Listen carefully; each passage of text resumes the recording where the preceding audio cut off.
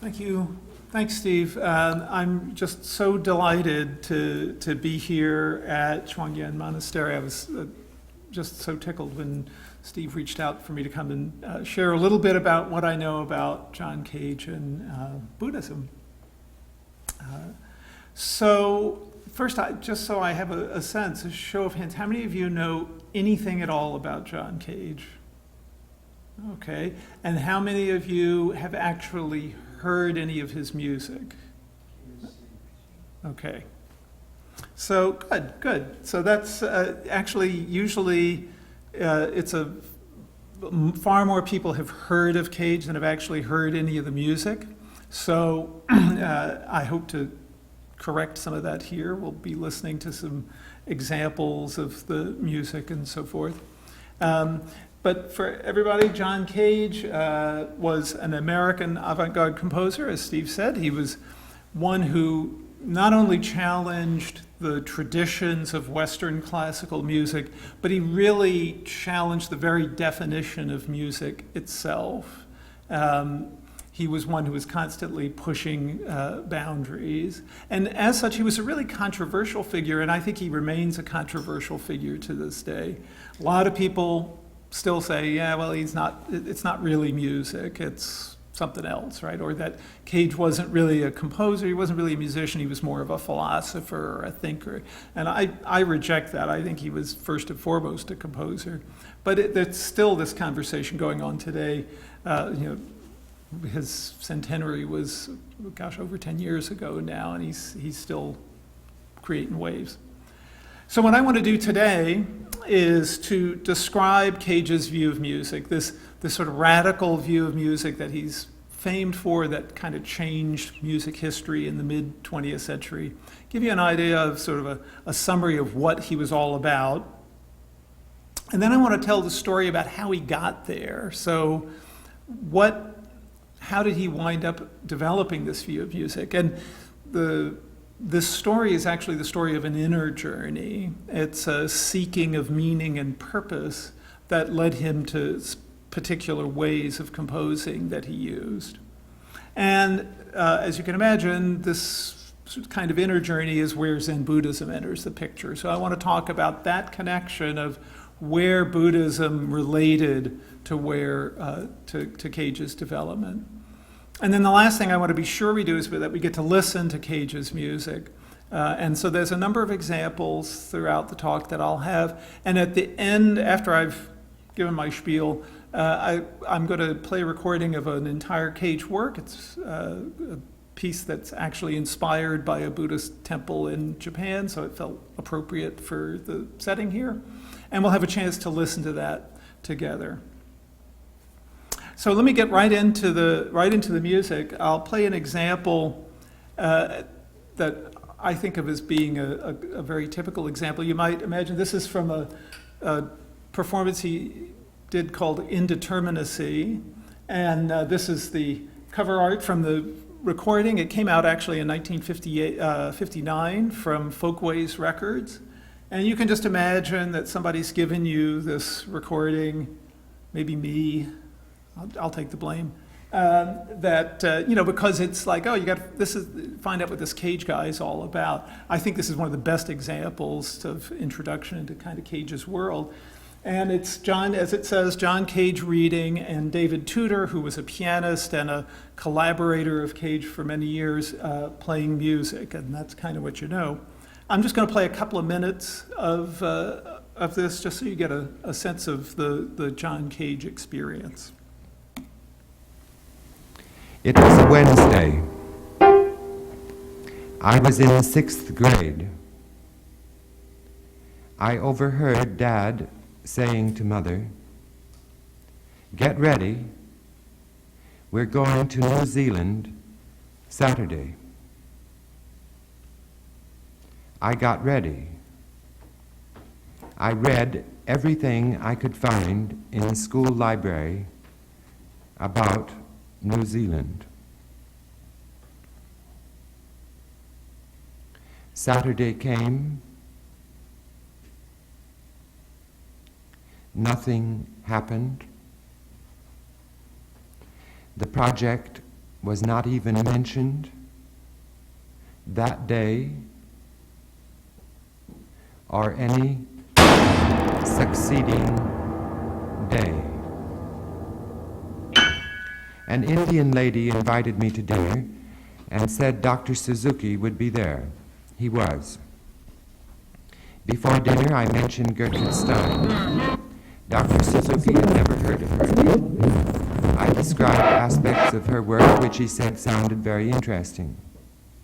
Stimulated, I mentioned James Joyce, whose name was also new to him. At dinner, he was unable to eat the curries that were offered, so a few uncooked vegetables and fruits were brought, which he enjoyed. After dinner, the talk turned to metaphysical problems, and there were many questions, for the hostess was a follower of a certain Indian yogi, and her guests were more or less equally divided between allegiance to Indian thought and to Chinese thought. About 11 o'clock, we were out on the street walking along, and the American lady said to Dr. Suzuki, "How is it, Dr. Suzuki? We spend the evening asking you questions and nothing is decided." Dr. Suzuki smiled and said, "That's why I love philosophy. No one wins." All right, so that's just a couple of minutes from Cage's performance Indeterminacy, and it's just a great example of the Cage experience. That's Cage telling stories. The recording is actually 90 minutes of just Cage telling one story after another. They're not related in any immediate, just like the two we heard, not necessarily all that related to each other. And there's all this music happening. So the piano music is some of Cage's piano music that's just being played at the same time. And the electronic music is some of Cage's electronic music, which also is just sort of showing up at various points. And sometimes things happen, the music actually drowns out what he's saying, and that's just the way things are. So this is just a classic example of how Cage operates. There's a certain sense of humor about it. Many of the stories, like these, are kind of funny, not all of them, and it's also sort of inexplicable and chaotic with all this other stuff happening.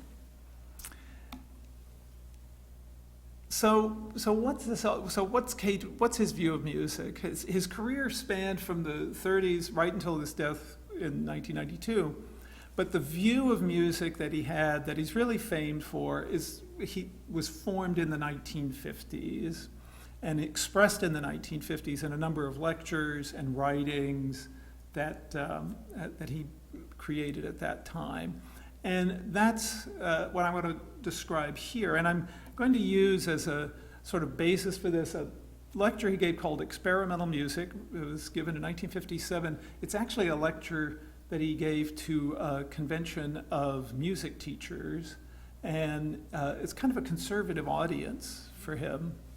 That Indeterminacy lecture was actually a lecture that he gave at the Brussels World's Fair in 1958. They asked him to come speak about music, and that's what he did. He very often liked his lectures to be demonstrations of his music rather than just be straight up lectures about things.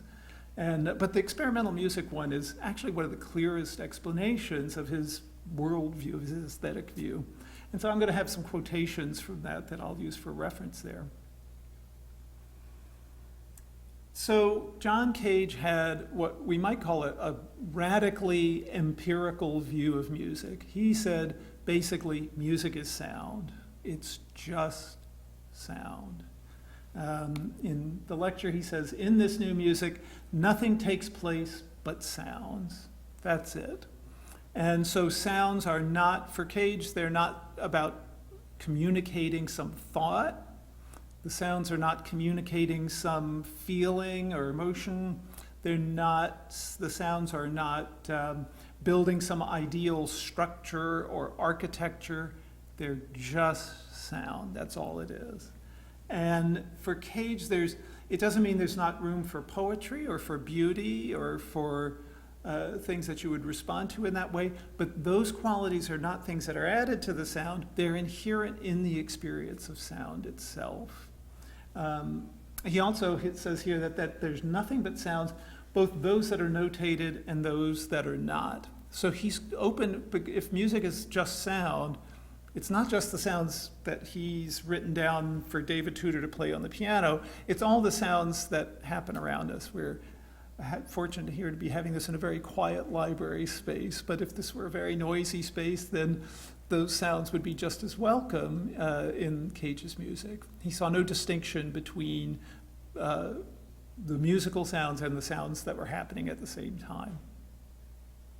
So this view is really different. Like, we're used to music being about something. Like, the composer had some idea, the composer was trying to say some message, and he's put it into sound. And in Cage, that's just not the case. And he saw that, therefore, his music, one of the main activities was changing your mind. He was very interested in changing minds, not just the audience's minds, but his own as well, to have a different orientation. In the lecture, he talks about this turning towards this new view of music, that it's a psychological turning. And he says it seems at first to be the giving up of everything that belongs to humanity. For a musician, the giving up of music. You know, you could see that this, seems like you're giving up, like, you're not going to be expressive. What's that all about? And he was quite often seen as being a very negative influence, as being destructive or childish in many ways. In one review, they said it was that his music was like the behavior of horrid children. He was seen as being very destructive, but in fact, Cage, it's very positive. It's not that at all, but it was viewed that way, and he was quite aware that that would be a way people would see things. So for Cage, as a composer, he saw that, okay, if it's just going to be sound, the phrase he used all the time was, I want to let sounds be themselves. I want to let sound just be expressive in itself. Then he's got to stop pushing his sounds around, right? He's got to somehow drop his own ego out of the picture and his own need for any kind of overt personal expressivity. And so what he did was use randomness, use chance to create his music. This was his way of getting around his own likes and dislikes and ideas about sound. As he would say, you have to clear your minds of music. And so that's what he did using chance. So he uses a lot of different techniques for introducing randomness into his composing process to decide what's going to happen next, so that the sounds would have more of a sense of arising spontaneously by themselves. This again was viewed as in a very negative way, that, he's just abdicating his responsibility as a composer, and he's undermining the whole tradition of Western music and sort of throwing the whole thing out. Seen as very negative, but he actually saw it as a positive. In this lecture, he states it as, nothing was lost when everything was given away for him. He says, in fact, you gain everything. And for him, in musical terms, any sounds may occur in any combination, in any continuity. He saw this as an opening up to possibility that would be limited if he was just stuck with what his mind could imagine. If he opened up to these chance operations, to randomness, to the full range of sound, things could arise that he would have never imagined. And so he guesses what he means when he says nothing was lost when everything was given away. Everything was gained. And for the audience, it's kind of the same story. It's dropping the expectations and just opening your ears to the totality of what's happening sonically. You hear what there is to hear. Cage says, new music, new listening. Not an attempt to understand something that's being said, but just an attention to the activity of sounds. So he often says it's about opening up your ears and like hearing in a new way.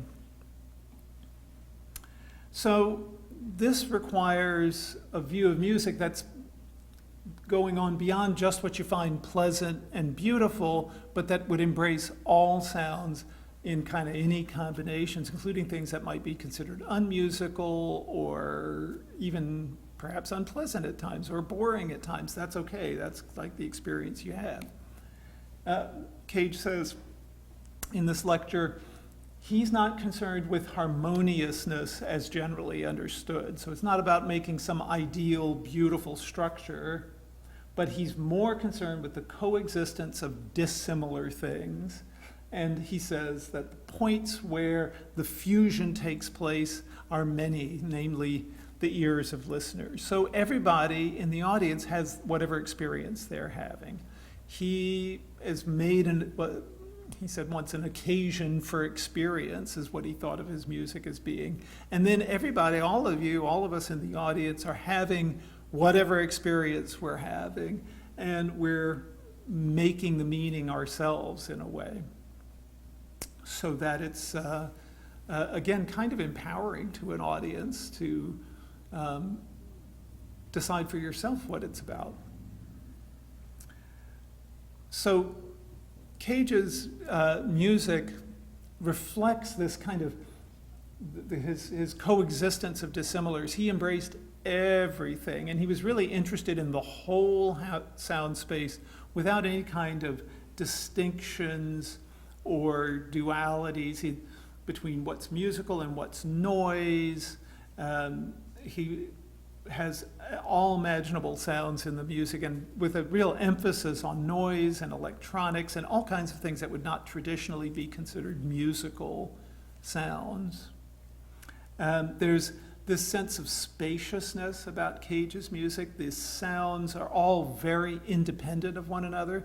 When we heard the example from Indeterminacy, the way that the speaking and the piano and the electronics kind of are all on doing their own thing on their own tracks that are not, there's a spaciousness about that they can just happen in the time whenever it is that it's their cue to show up.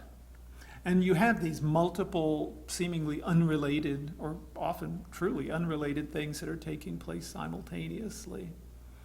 There's a lot of silence. Silence is really paramount for Cage. His first book, which came out in 1961, which collected all of these writings from the 50s, was called Silence. I was going to bring my copy of it. It's really beaten up at this point after 40-something years of studying this stuff. Silence is really paramount, but it's not just an acoustic silence, it's an inner silence as well. It's this emptiness and spaciousness that he means when he talks about silence. And even the distinction between sound and silence, music and the silence, the environment around us, is a duality that he doesn't observe. So his most famous work, which any of you have heard, if you know anything at all about John Cage, you've heard of 4 minutes and 33 seconds, which is a piece that he wrote that was 4 minutes and 33 seconds of silence. So in the premiere performance, David Tudor, who we heard on the piano here, he performed the premiere of 4:33. He came out on stage, actually just up the river a bit in Woodstock, New York. Came out on stage, sat down at the piano for 4 minutes and 33 seconds, didn't make any sounds at all, and that was the piece. Got up and left. It's the silent piece. It just consists of silence, and it's considered kind of the quintessential Cage production of silence. But what was happening is remember in the beginning of this experimental music, he was saying that there was just sounds, the ones notated and the ones not notated. 4 minutes and 33 seconds is all of the non-notated sounds. There just aren't any notated sounds. What you heard was whatever is happening around you. And so recognizing that, there's kind of no distinction between the music and the rest of life. He didn't really think there was a rest of life. It was all one thing. It's all just sound. So Cage is really, in the 50s, and it's stuck with him beyond, is seen as this controversial figure. He's often seen as somebody who said, anything goes, you can do anything and call it music. He's seen as a very, like I said, a very destructive, kind of nihilistic, negative kind of person, and this jokester, not really just sort of pulling the wool over people. And this is a very unfortunate view, because in fact he's really serious about all this stuff, and it comes from a lot of inner work that he did and a lot of thought about it. He's super disciplined. He's not at all a sort of slapdash kind of person. He's incredibly disciplined and methodical about things. And he's ultimately really positive. He said he was blessed with a sunny disposition, and he was constantly looking on the bright side of stuff. But he was a very positive person, and this whole thing is actually, this whole enterprise is joyous and positive in that way. He sees the whole thing as even being bigger ultimately than music. It's about how we live our lives. At the end of experimental music, he says, this music is an affirmation of life. It's not an attempt to bring order out of chaos, nor to suggest improvements in creation, but it's simply a way of waking up to the very life we're living, which is so excellent once one gets one's mind and one's desires out of its way and let it act of its own accord. So ultimately, very positive, and he sees it connected to this, how we live our lives. Like waking up to the sound around us is like waking up to anything else in our lives around us. So Cage, so to summarize it, Cage is making music using chants so that sounds can just be themselves. Music is just sounds, and the role for us as an audience is just to listen, not only to the sounds that the musicians are making, but all of the sounds that are around us. So Cage said he saw his role of the composer was not just to make something, but it's more to accept things, right, rather than make things happen. And he thought of himself as an experimenter. This title, experimental music, he uses this term to refer to his music as being experimental because he would be as surprised by the results as anybody else. He would set a thing up, and he would, particularly with his random systems, he'd set up the rules, here's how the piece is going to work, and here's what chance is going to decide, and then he would let it run its course, and he didn't know how it was going to turn out, like exactly how long is that silence going to be? Well, I don't know, or exactly what sounds are going to happen here or there. Don't know. It's going to happen by chance. And so this he saw as being experimental. And he loved this idea of being surprised by something that he would never have imagined. So how did he get here? How did he get to this place in his life? And what role does Buddhism have in all of this? But a number of the things that I've talked about here, and particularly like this last quotation, I think probably you can see there's some Buddhist echoes there. And even in Cage's own, this sort of view of him as being very negative and so forth is kind of the same rap that Buddhism gets, right? But it's actually not that at all. So, there's definitely ties here. How did that happen? And what role did Buddhism play in forming Cage's view of music, right? So it all comes from this exploration of silence, which is so important to him. And it goes back into the 1940s, before these breakthroughs he had in the 50s. So in the 1940s, he really started this inner journey looking for a larger purpose for his music. Cage he moved to New York in the early 1940s. He had first been out on the West Coast. He was born in California, and he started building a name for himself in the late 30s in California. He was sort of known as a brash, modernist, avant-garde kind of guy, and he was working with noise, with percussion instruments. He formed a percussion ensemble. It was all percussion instruments, and it was all about that sort of modern, noisy, modern life thing that he was trying to make music out of sounds that people didn't think were musical.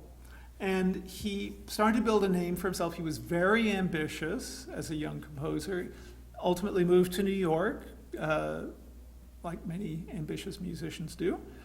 And then he had a lot of setbacks, and he had things that went wrong in his career, and he was left with this kind of crisis of self-confidence in the early mid 40s, that sort of made him start questioning, why am I doing this and what's going on?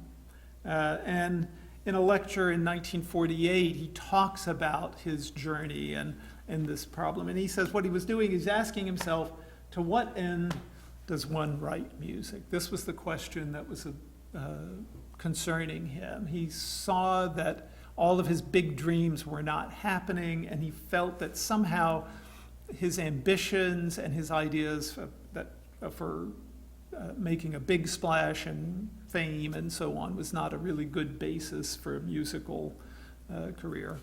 And he starts focusing now on silence, in particular on this kind of inner silence of self, of ego, like getting past his own ego.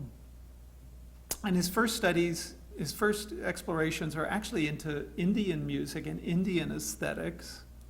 He met a musician, Jita Sarabhai, Indian musician, and she impressed upon him how music in her Indian tradition, was about concentrating the mind. And Cage eventually he likes to give this purpose of music is to sober and quiet the mind, something he picked up from Sarabhai, this idea of quieting the mind and quieting ego to get at something larger than just self, larger than just ego.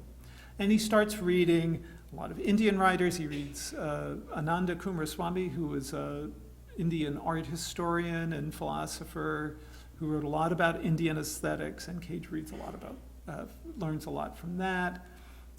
He's also reading books like Aldous Huxley's Perennial Philosophy, which was really important to him. That book was a collection of writings across cultures and times that were sort of more or less mystical, but about this idea of reaching a connection to sort of the ultimate ground of experience, to this thing that's bigger than all of us, and emphasizes this idea of emptying yourself, becoming poor in spirit, to use the sort of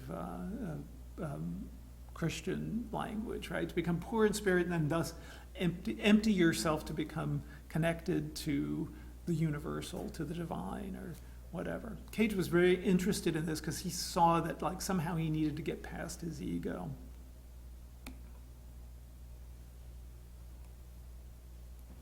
So his music in the 1940s started to reflect this changes. So he was writing on these big noisy things in the 30s, and he starts in the 40s to explore a quieter musical world with a little more intimacy and stillness.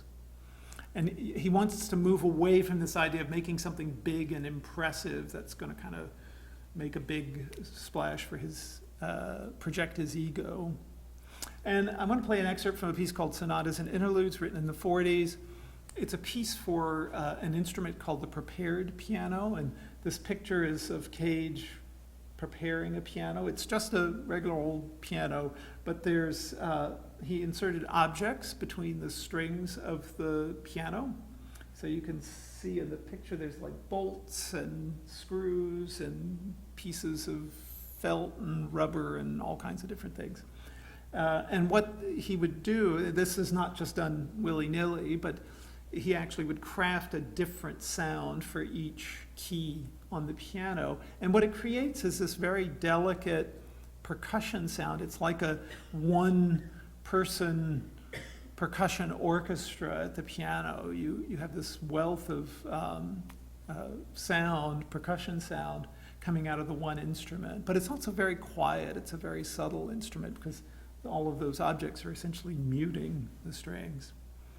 Sonatas and Interludes is a long piece in multiple sections. It was inspired by his reading about Indian aesthetics. It's supposed to represent the sort of idealized emotions that are possible in art. They're called rasas in Indian aesthetics, these emotional flavors or tones.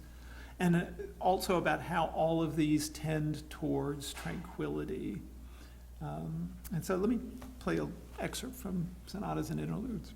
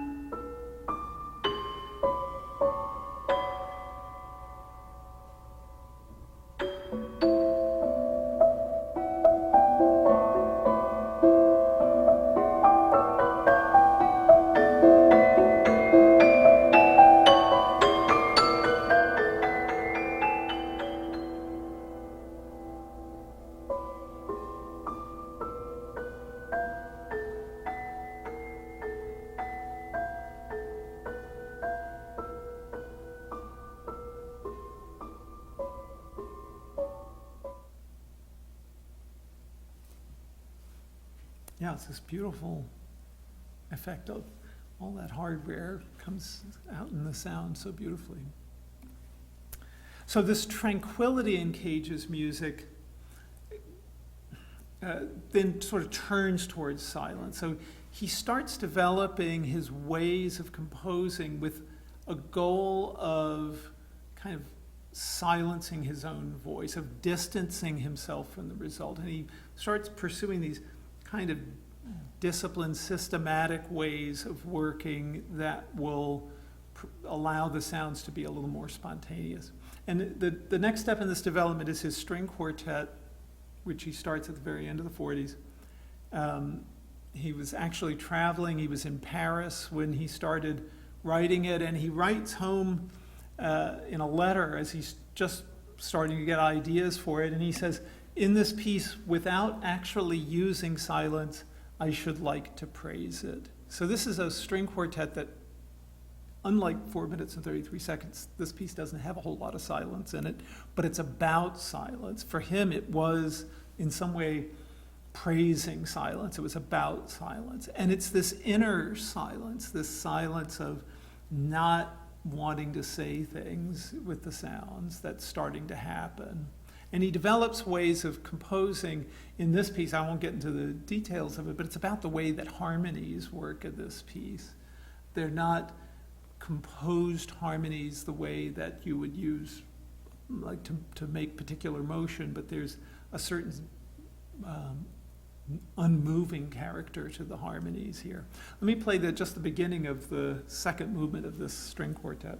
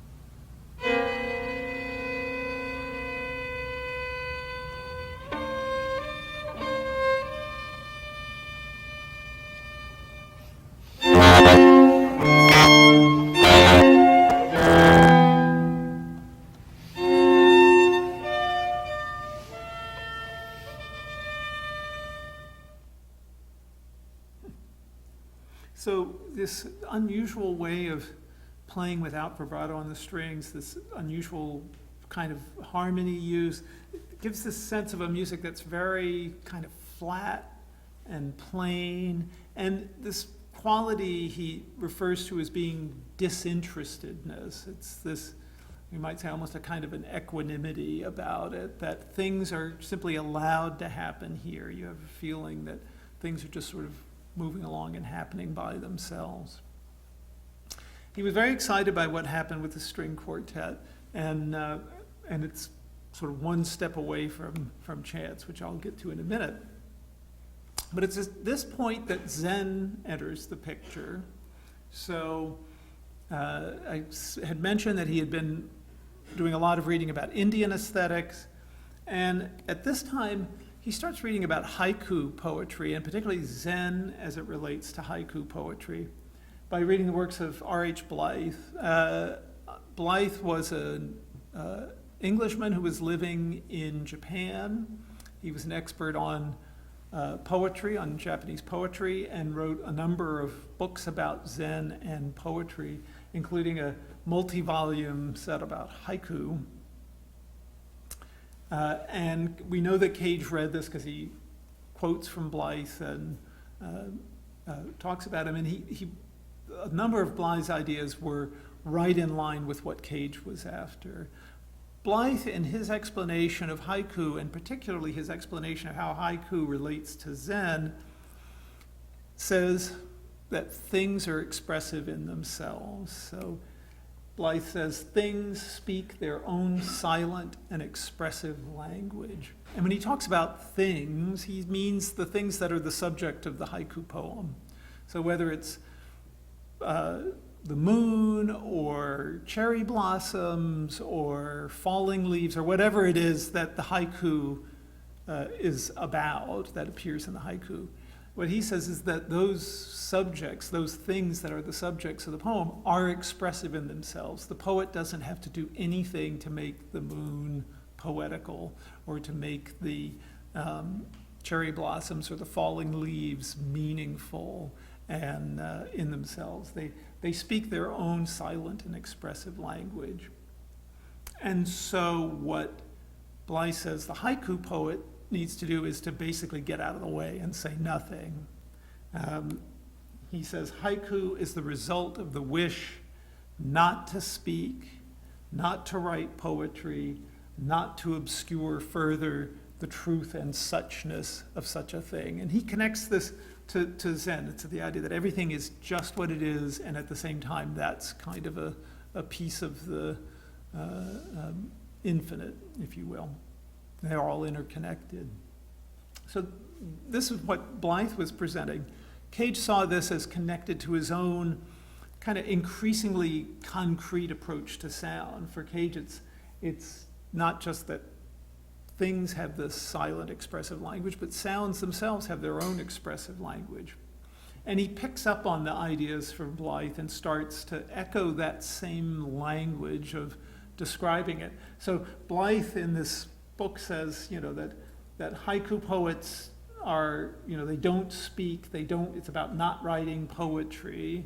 And Cage gives it in 1950 a lecture called The Lecture on Nothing, in which he says, I have nothing to say, and I'm saying it, and that's poetry as I need it.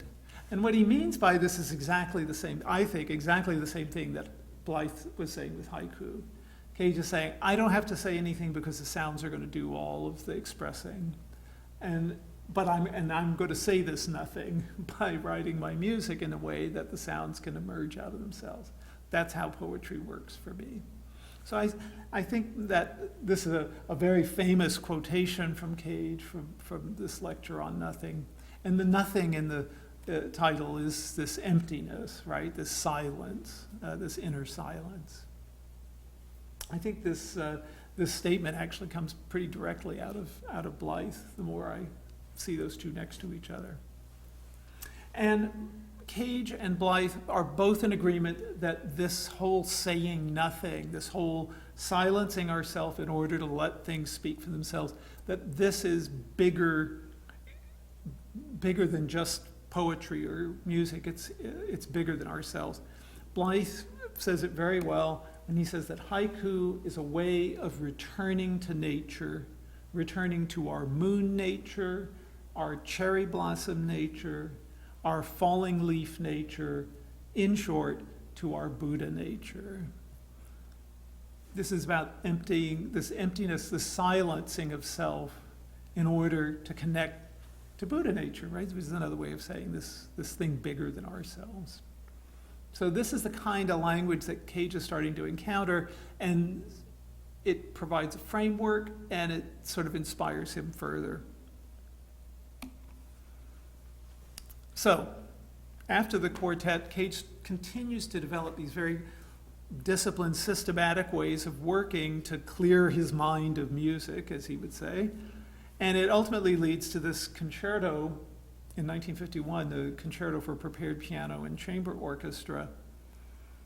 And this piece is built out of sort of these sonic fragments. He would write this chord in the orchestra, or this gesture that the piano might play, or this other kind of two-note thing in the orchestra. He would compose all these separate fragments of music, and then he used different ways of and rules for how to decide how to put them together into a continuity in the piece, so that they could arise in ways that he hadn't thought of.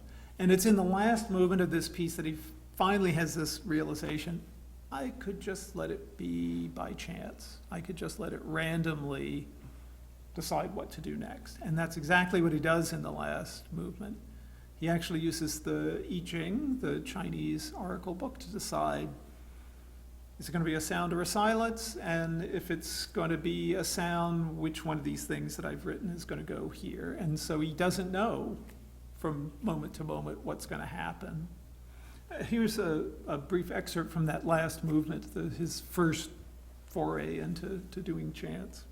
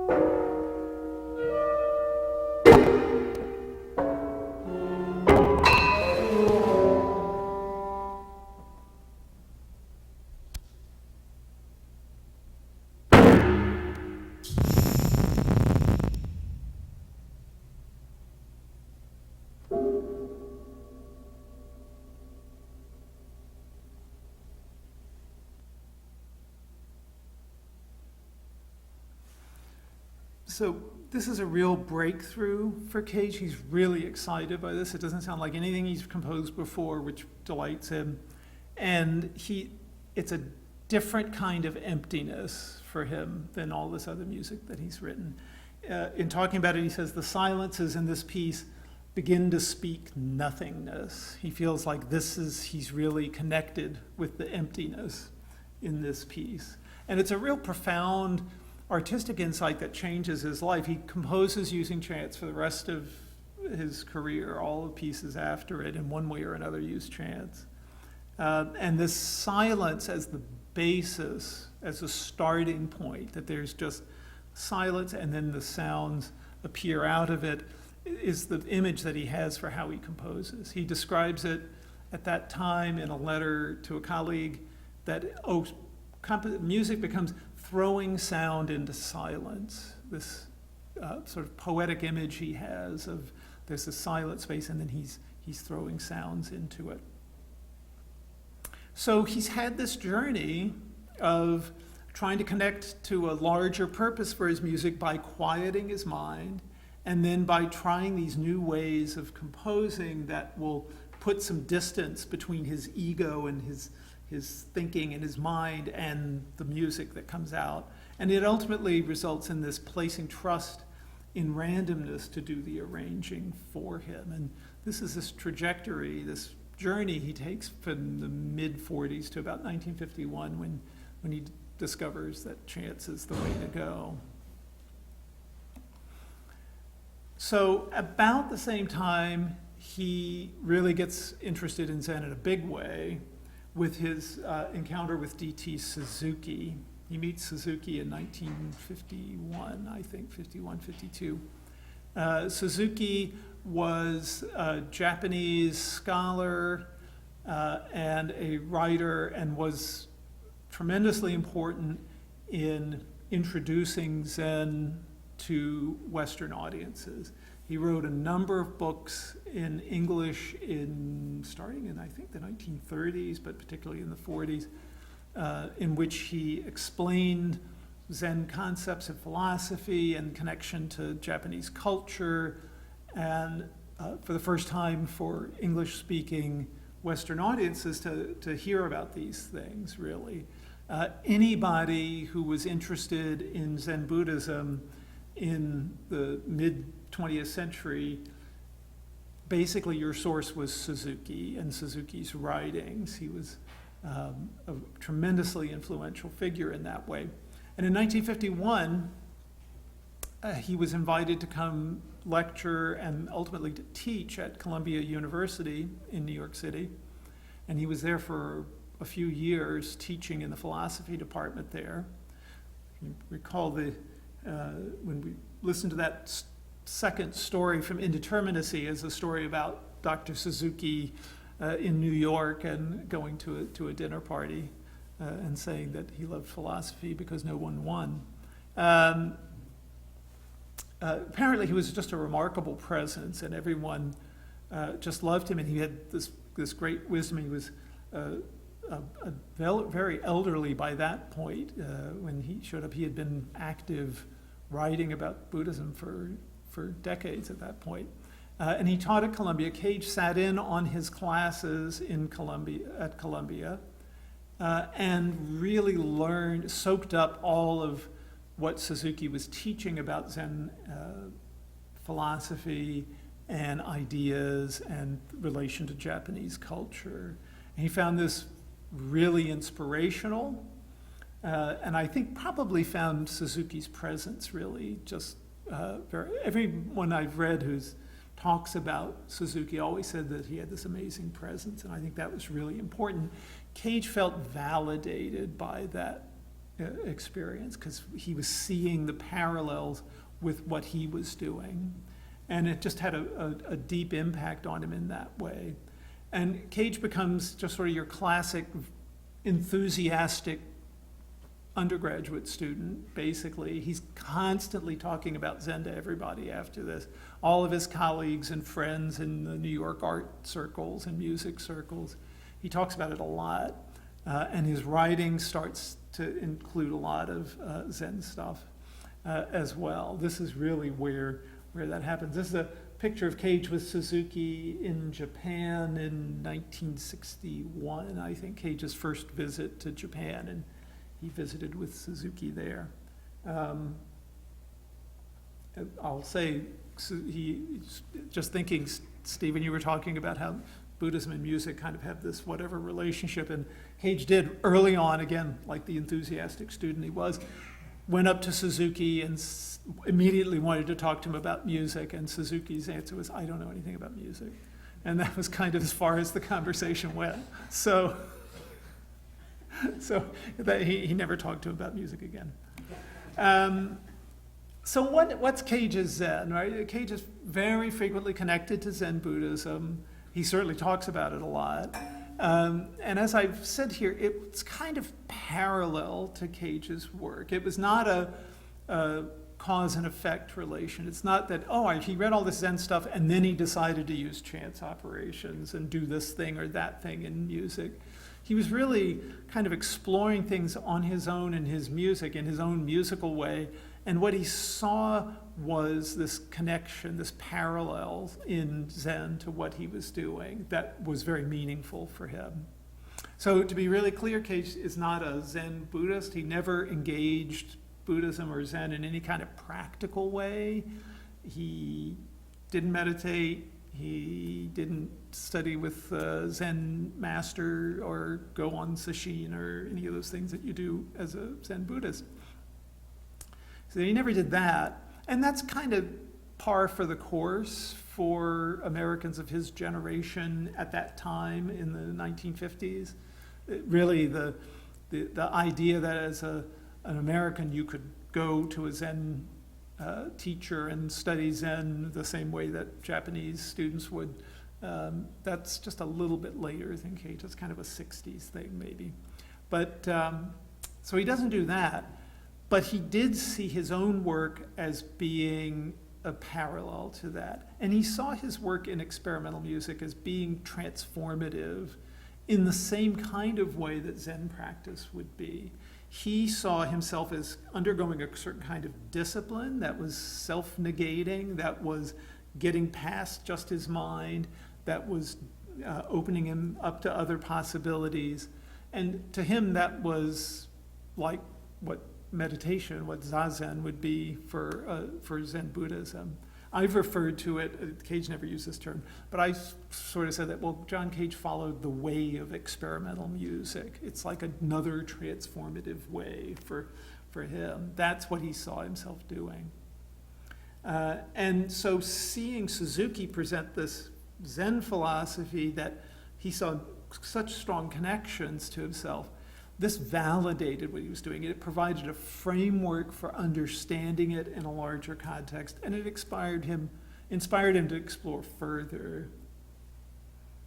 And really where Zen has the biggest connection for Cage is in his writing. It provided language for him to use in describing what he was doing, and ideas that he largely picks up from Suzuki or from things that Suzuki told him to read.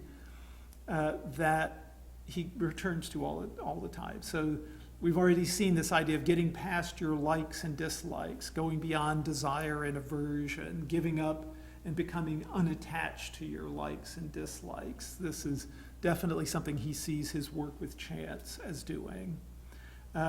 He talks about going past your ego, going beyond mind, sort of with a lowercase m, to connect to universal mind with a capital M, something he pulls out of the Zen doctrine of Wang Po, which is a Chinese Zen text that Suzuki liked to recommend to people. And Cage associates this capital M mind with silence in his music. Cage's emphasis on non-dual ways of viewing music, so no distinction between sound and silence, no distinction between music and noise or music and the rest of life. This is something that is definitely, he's sort of inspired or a lot of the language he uses comes from Suzuki as well. He also loves this idea of everything is exactly what it is, and it's also all interrelated as part of the same thing, all under the same Buddha nature, you might say. So he uses the terms unimpeded and interpenetrating. They're all connected. And he loves this image that he picks up from Suzuki of Indra's net, of this net of jewels, each one of which is separate from the other, but each one reflects all of the other jewels in the net, so that they're all simultaneous and they're all separate at the same time. And that's what he wants his sounds to be, this throwing sounds into silence, but they're all connected by that silence. He wants to have all of the sounds in his music.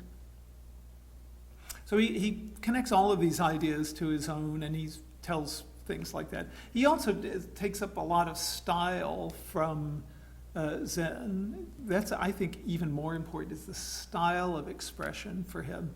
You know, when he read about Indian traditional aesthetics, it didn't really fit him very well, because he was an avant-garde kind of a guy who was wanting to make you question your assumptions and undermine the paradigms and so forth, make you think in a different way. Coomaraswamy, in writing about Indian aesthetics, is very clear that traditional forms and traditional subjects are the way that art expresses the eternal, and Cage was just not a tradition, it wasn't open to him. Whereas Zen is all about kind of pulling the rug out from under you, right? The Zen approach of pushing yourself like right up against your limits and having this breakthrough that makes you see the world in a totally different way was exactly the kind of thing that resonated for Cage. It was a way of thinking about these things that was native for him. And so that style of Zen discourse, he just really likes it a lot, and he starts to incorporate it. He tells lots of Zen stories, even this idea of that indeterminacy lecture being nothing but stories. If you ever read any of those Suzuki books, so often he goes on for pages at a time just telling stories. And that's where Cage gets this idea of telling stories all the time, and he's a really good storyteller too. And he brings up other aspects of Zen style. I want to present one of them here. This 1952, he wrote a manifesto about new music, and boy, Zen is just perfect for manifesto writing. That's what they do. And Cage writes this manifesto, which in that indeterminacy recording, one of the stories is him talking about this manifesto. So I'm going to let him explain it. In 1952, I was asked to write a manifesto about new music. I wrote instantaneous and unpredictable. Then below I wrote, nothing is accomplished by writing a piece of music. Ditto for hearing a piece of music. Ditto for playing a piece of music. Then there was a bracket and the words, our ears are now in excellent condition. My signature followed, and that was all there was to it.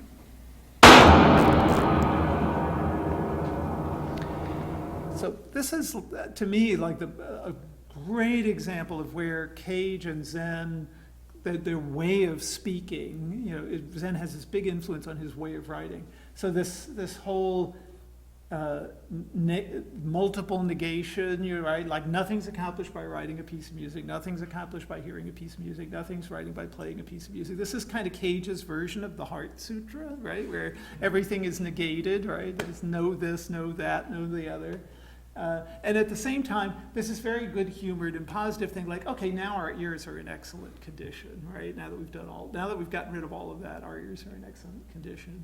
Or actually, when I was looking at this last week, I was like, oh, the other way you could look at this, yeah, it sort of implies that once you've realized this, then your ears are in excellent condition. But you could also read this as being like, your ears were always in excellent condition, right? You were, just as the Zen teaching, right, that you already are perfect Buddha nature, you just don't know it yet, right? So it's kind of what Cage is saying here as well. But it's this fusion of and the style of presentation that's very simple, direct, kind of blunt, challenging, it owes a lot to his reading of Zen and his work with Suzuki's writings and so forth. That's probably one of the biggest influences that Zen has on him and changes the way he writes about music. So let me return back to the beginning where I said John Cage was a composer. That's how I opened my book about Cage's music, by the way, was that John Cage was a composer. I felt I had to defend that proposition before I did anything else in my book. But Cage really was a composer. When you think about his inner journey and when he had this sort of existential crisis and like what's his question that he was asking was not what's the meaning of life or what's the nature of reality or any of that. His question was, why compose? Why am I doing this? Why am I writing music? If you know any composers, they ask themselves that question a lot. That's a sign of Cage being a composer. That's the question he comes to. And he's searching for meaning in a lot of places, but he's always coming back to his own musical practice, his own compositional practice, as the way to like understand what to do with his mind. So it's really easy to get lost in the ideas with Cage. And I've talked a lot about Zen and about the, what he was exploring, and all of that's really interesting. But it's really easy to get lost in those ideas, because ultimately I think you have to kind of drop it and then you get right back to the experience of the music. Cage said that for him, really his work was moved out of thought and into experience. And I think that's what we have to do in considering his work. Because even after all of this dropping ego and all of that, he continued to compose, like I said, until he died in 1992. And so he can't just be doing the same discoveries over and over. He's always finding new things. His best work, and some of it's quite beautiful, his best work, I think, goes back to that natural expressivity of sound itself, that the kind of way that Blythe described haiku. It's simple and it's direct and it's really about the sound. The sounds themselves are always the focus. And like Blythe's sort of ideal for haiku poetry is something that is worthwhile here. And I'm going to play a particularly, for me, a very beautiful example, and one that's really appropriate here at Chuangyan, called Ryoanji. It was written in the 1980s. It's actually a series of several independent compositions that can be played together. A lot of Cage works that way. He'd write a number of things and say, well, you can play them separately, or you can play any of them combined in these different ways. And so you have a lot of different possibilities when you see it on the program of what you might hear. It's inspired by a Zen temple in Kyoto called Ryoanji, the Temple of the Dragon at Peace. And it's most famed for this garden. It's the garden at Ryoanji, which is from the 15th century. It's considered like one of the finest examples of what's called this dry landscape gardening. And it's a large rectangular space with raked plain gravel and 15 stones that are arranged in that space. And there's a viewing platform off here you can't see in the picture to view the garden here at the temple. Cage loved this garden. When he went to Japan, he saw it in person for the first time, but knew it beforehand. And I think he loved it because it was such a clear parallel to his own image of his music, of throwing sounds into silence. He, I'm sure, saw this as sort of throwing stones into gravel, into this empty space of the gravel. And so this piece, Ryoanji, is a tribute to this garden. It's inspired by it. I think it evokes something of the emptiness of this garden, the experience of this. The pieces, there's a set of them that are for different solo instruments. And these instruments all sort of play curves of sound that arise and disappear. But they're all these sort of pitch curves that go up and down. And in Cage's mind, these play the character role of the stones in the garden. They're like the stones. And then there's an orchestra part. Sometimes it's played with percussion, sometimes with orchestra, which has the character of the gravel. It's flat, it's imperturbable, it's a sort of irregular but imperturbable rhythm that takes place. And these things can be played together. All of the pieces were composed independently, but they can be played together. In the recording that we'll listen to, the instruments are flute, oboe, trombone, and bass, and then there's also the orchestra part, gravel part that's there as well. The recording, the performance is about 18 minutes long, and I invite us to all listen to it together, and you'll have whatever experience you're going to have, because that's how Cage works. And any of them is perfectly acceptable and likely to change over the course of 18 minutes. Anyway, we'll listen to that, and I will meet you on the other side of that.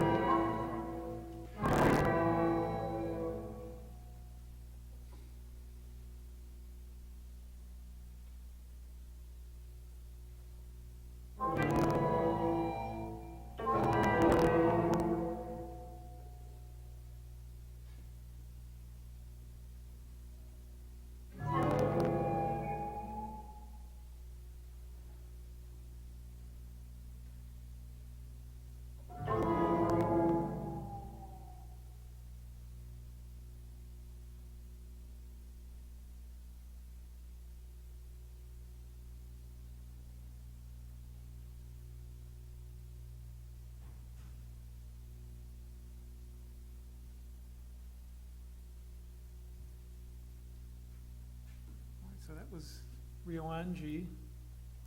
And at this point, to sort of paraphrase Cage, I have nothing more to say about Cage.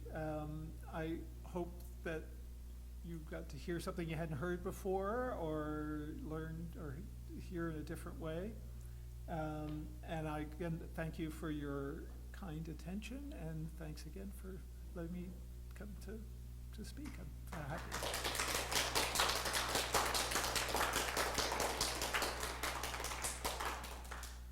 And I'm happy to take questions or responses or whatever for a little while.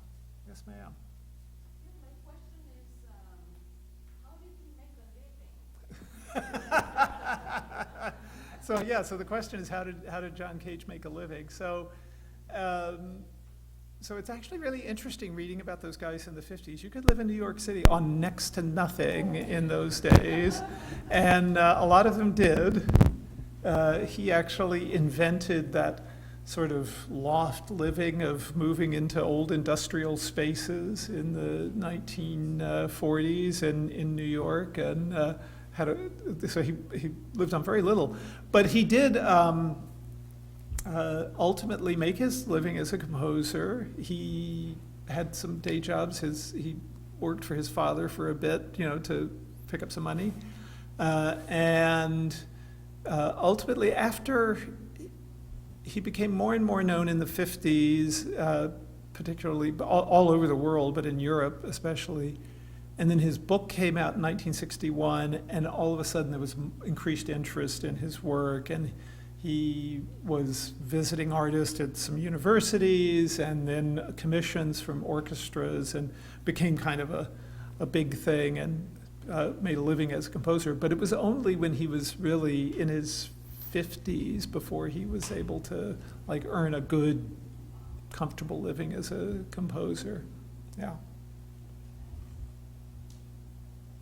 Other questions? Any other questions? Sir?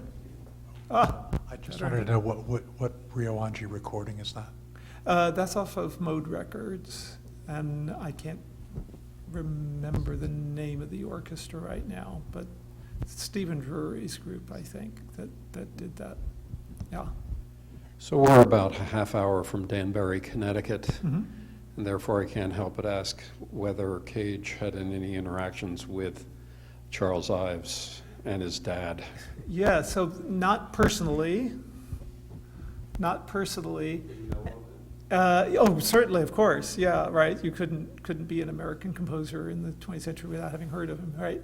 And his connection, he did write a little bit about Ives in an essay in the 60s. It was not, Ives was not an important influence on him.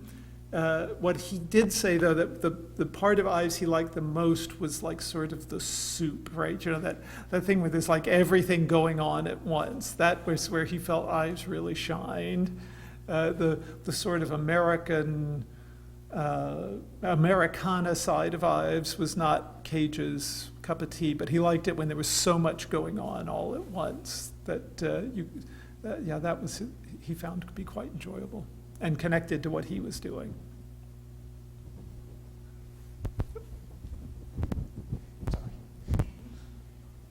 Thank you, Steve, for running around. So I just thought it was the comparison of his manifesto to the Heart Sutra Mhm.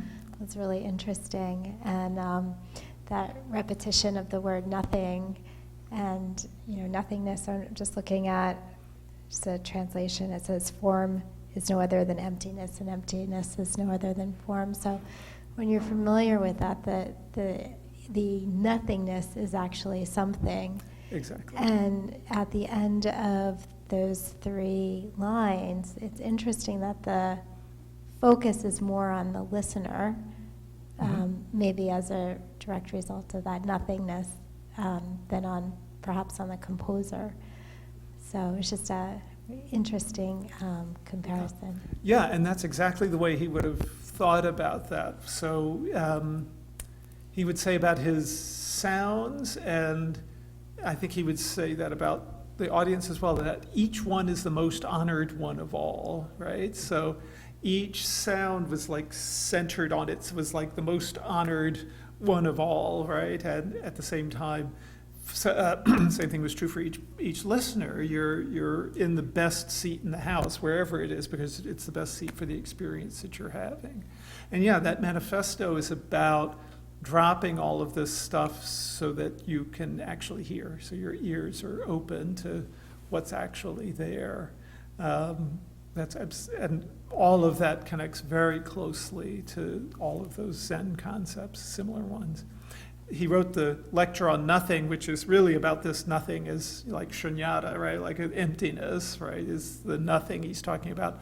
That was in 1950, and then the sequel to it was in 1951. He wrote a lecture on something, which was then all about sort of this concrete of, sounds being themselves and the role of the composer of accepting rather than making. So those two lectures, the lecture on nothing and the lecture on something, go together in the early 50s. And they were also lectures that were created to be performed in a particular timed way. Yeah, they're very interesting, beautiful writing. But yeah, no, you're exactly right. Other questions?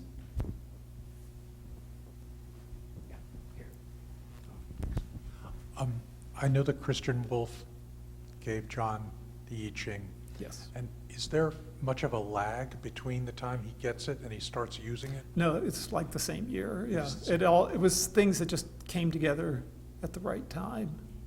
So yeah, so the I Ching, Christian Wolff was a composer, a younger composer who was working with Cage. At the time, I think he was still a teenager. And it was his father who was involved in the publication of the I Ching and the translation, the Bollingen translation that came out, and gave the thing as a gift to Cage when he got a copy of it.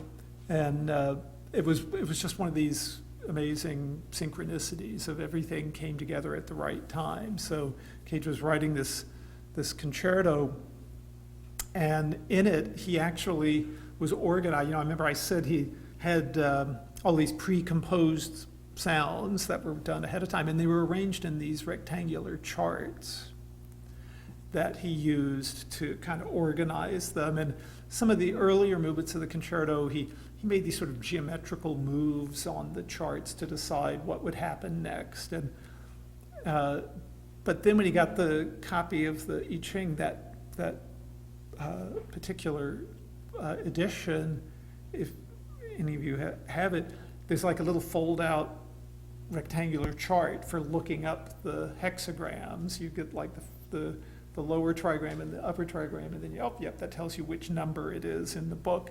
And there's just the visual appearance of that with his own charts of sounds, I think, kind of made that connection for him. And so then he used the I Ching to do that. But I have to say, with his use of the I Ching, it really was just a random number generator for him. It was everything in Cage's music is related to 64 in some way, shape, or form. And eventually it was just a computerized thing that generated the 1 to 64 random numbers. Yeah. Other questions? I've got one, Oh, actually. but you're allowed. If you could speak for a moment on how Cage, because I know he was part and parcel of the art world in the 20th century.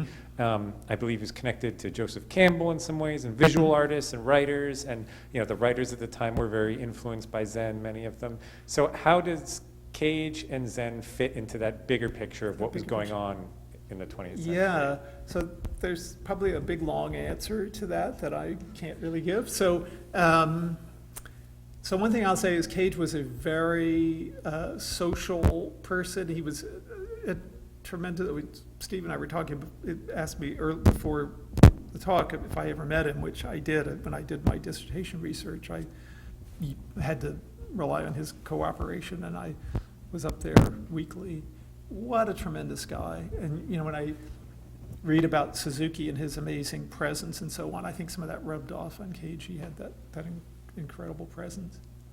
But he was very articulate, and he was very charismatic and very supportive of everybody who came to ask him anything. I just wrote him out of the blue and said, I want to do this research. Do you have any of these manuscripts and papers available? I'd like to come and see them if somehow. And he just said, give me a call and come up. And I went to his house and he made lunch and tea and let me come up there every week, whatever was going on. And the first time I met him, he asked me if I had the score for some particular piece. And I was like, oh, no, I don't have the score for that. And he was like, oh, you shouldn't have to pay what my publisher charges for this. And he gave me the score. And then he went into this closet and he gave me this big pile of music, like the first day he had met me. You know, so just a remarkable man, very generous. Anyway, where I'm going with this is that he also gave great parties. And in that time, he just like knew everybody. He was very social around that and was connected with everybody in the art world. So yeah, he did know Joseph Campbell. Joseph Campbell's wife was a dancer, I think. Yes, that's how he met him, I believe, because he was connected to the dance world and knew him from that. And that's how he met Coomaraswamy. He just like met everybody. And he was very connected in the art world. And they were all talking about Zen stuff. I don't know about writers as much. I think about Cage with like the abstract expressionist painters and the artists, and then later the younger generation of artists like Rauschenberg and Jasper Johns and those guys, and other composers. And they were all hanging out in bars in New York talking about music, and Cage would be talking about, he was always known as like, yeah, the guy who's talking about all this Zen stuff. And so I'm sure a lot of people picked that up. But one of Cage's biggest influence, I mean, he's always treated as a major influence on composers and artists throughout the 20th century. But interestingly, it's not like a Cage school. It's not everybody did what he was doing, and he didn't expect people to do what he was doing and to follow the same path. But he encouraged everybody to make things that nobody else had done before, to do their own thing. And this feeling that he had with Suzuki of being validated and empowered and supported and given a framework is what he then did with so many other artists and composers, and that everybody felt was so very, very important for them. And there's just a long list of people you could name who cite Cage as an influence, and partly just because he gave them, they would say he gave them permission to do what they were doing. If you were questioning a way to do things, if you're somebody like Philip Glass who's going to write music that's got this repetitive thing going on for, you know, like to write something crazy like Einstein on the Beach, Cage is this person who sort of says like, no, you can do that. You know, you could do that. So yeah, and he's an influence in that way. Without that, Philip Glass's music has absolutely nothing to do with what Cage was doing. Yeah. Okay, last chance. Oh, we've got to take One more from the guy from Danbury. Can you forgive me for asking this question? No, of course not. What would you think of artificial intelligence and the fact that you could say, give me a John Cage piece? I wonder what it would do. Yeah. It's Now I believe in natural stupidity, but I think that's going to win out for sure. That's the history of of all civilization, right? I have no idea. Cage was really interested in technology. He was not a technology guy himself. He was not technically inclined at all, but he really liked the idea. He was a big fan of Buckminster Fuller and the idea of using technology to kind of improve the situation of humanity. A big believer in that kind of approach to things. Cage had a lot of interests in social things outside of music, which is not really my area of expertise. And I know late in his life, he got all jazzed about nanotechnology and thought that was going to change anything that would like revolutionize and change the way things were. But I don't know what he would have thought about the artificial intelligence thing. It just, the fact that it's just repeating things that it already has learned would, I think, give him pause. It's certainly what gives me pause, is it's not going to have a new idea. And what he said about some other artistic thing was there's not enough nothing in it. Yeah, that's, I think, probably, that's me channeling for what I think Cage would say. Thank you for making me think about that now. All right. We're Not done. enough, no. Yeah, That's a good thank- spot to. Yeah, it's a good place to stop. Thank you so much. All right, thank you everyone for coming. Thank you, James, this was wonderful, thank you so much. We've got some refreshments in the back, so feel free to stick around for a little bit and talk. Thank you.